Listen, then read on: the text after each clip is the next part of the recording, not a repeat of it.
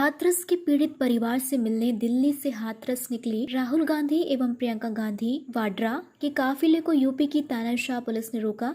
राहुल गांधी ने शुरू की पदयात्रा पैदल ही निकले हाथरस की ओर। कांग्रेस नेता राहुल गांधी और प्रियंका गांधी पैदल हाथरस जा रहे थे। दिल्ली से हाथरस की दूरी करीब 140 किलोमीटर थी। ग्रेटर नोएडा में यूपी पुलिस की धक्का मुक्की में राहुल सड़क पर गिरे। एक पुलिस अधिकारी ने राहुल के गिरेबान पर हाथ डाला। यूपी कांग्रेस अध्यक्ष अजय सिंह लल्लू ने बताया है कि राहुल के हाथ में चोट लगी। राहुल प्रियंका सड़क पर धरने पर बैठ गए हैं।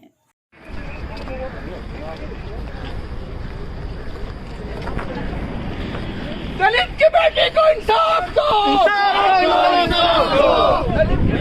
भैया भैया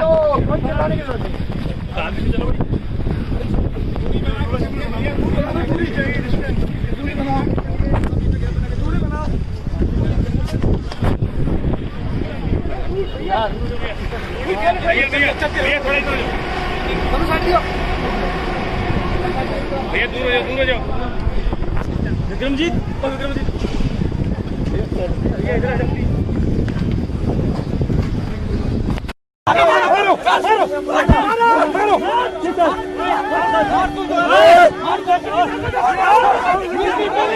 ये देखो मेरे साथ चलो। मैं दिखाता हूँ।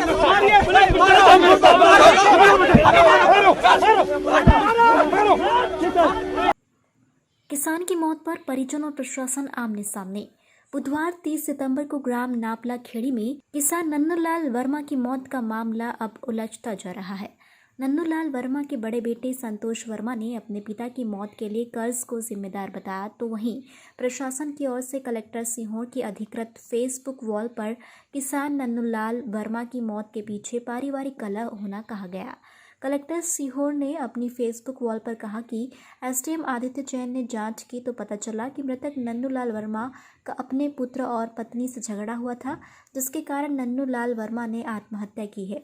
मामले में शंका तब उत्पन्न हुई जब आज विधायक कुणाल चौधरी मृतक नन्नूलाल वर्मा के घर शोक संवेदना व्यक्त करने घर आए और वहां पर परिजनों और ग्रामवासियों ने खुलासा किया कि नन्नूलाल वर्मा की पत्नी का स्वर्गवास हुए 20 वर्ष से अधिक का समय हो गया था।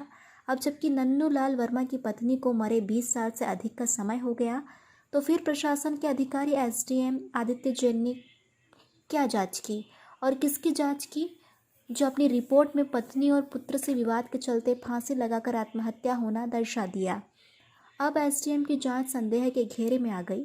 संभवतः ऊपर से दबाव के चलते एसडीएम ने आनन फानन में अपनी जांच रिपोर्ट बनाकर दे दी।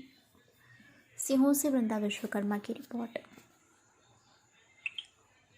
संतोष जी, कल आपके पिता ने फांसी लगाई थी पूरे मामले में। प्रशासन ने एक स्पष्टीकरण दिया कि उनकी पत्नी से बेटों से विवाद हुआ, क्या सच्चाई? ये पत्नी उनकी है ही नहीं, 25 साल हो गए पत्नी मर। वो कर्ज के मारे कर रहे थे, वो पैसे 2 लाख के पैसे दो। कितना तकरीबन कर्जा था उनके ऊपर? 6-7 लाख रुपए कर्जा था। तो प्रशासन ने ये आरोप लगाया है, ये अपनी जांच में कहा है कि उनका पुत्र और पत्नी से विवाद हुआ था। पत्नी है ही नहीं, पत्नी को 25 साल हो गए मरे, पुत्र से कोई विवाद ही नहीं था। आपसे आए थे पूछने ये लोग अधिकारी? हाँ, आए थे पूछने। रेडी। प्रदेश में खरीफ की सोयाबीन की फसल खराब होने के बाद, कम बीमा बढ़ने के बाद में लगातार किसानों की आत्महत्या का सिलसिला जारी है और ये चौथी आत्महत्या मुख्यमंत्री गृह जिले में है। आज आप आए हैं, किस तरह से व्यथित हैं आप? देखिए, मध्य प्रदेश में जिस प्रकार से सोयाबीन पूरी खत्म हो चुकी है, फसल पूरी खराब हो चुकी है, लगातार हम मांग कर रहे थे कि मुआवजा दिया जाए, मुआवजे के बाद इसे बीमे की प्रक्रिया शुरू करी जाए।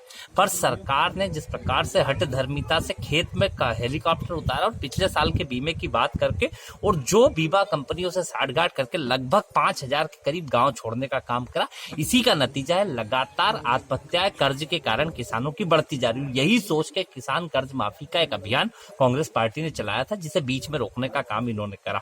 पर जब भी आत्महत्या होती है, दुख इस बात का होता है कि इससे सबक लेके इन लोगों के लिए कुछ बेहतर काम करने की बजाय, किसानों के प्रति संवेदना सोचने की बजाय, भारतीय जनता पार्टी की सरकार लगातार गुंडागर्दी करके प्रशासनिक दबाव से, बाहुबल के माध्यम से लोगों को दबाने का काम करती। कृषि मंत्री के यहाँ जाओ तो वहां पे गुंडे भेज के किसानों को डराया जाता है, यहाँ पे सीहोर मुख्यमंत्री के आओ तो यहाँ पे अधिकारी डराते हैं। मतलब ये शर्म की बात है कि जिस व्यक्ति ने जिसने कर्ज के मारे आत्महत्या करी है, आज उसके ऊपर यह आरोप लगाया जा रहा है कि पत्नी के उसके अंदर लड़ाई के कारण, जबकि जिनकी पत्नी 25 साल पहले शांत हो चुकी है, वो कैसे पारिवारिक विवाद पत्नी के साथ उनका हो सकता है। ये मध्य प्रदेश में जंगल राज चल रहा है। किसानों के प्रति संवेदनशीलता के साथ सोचने की जरूरत है।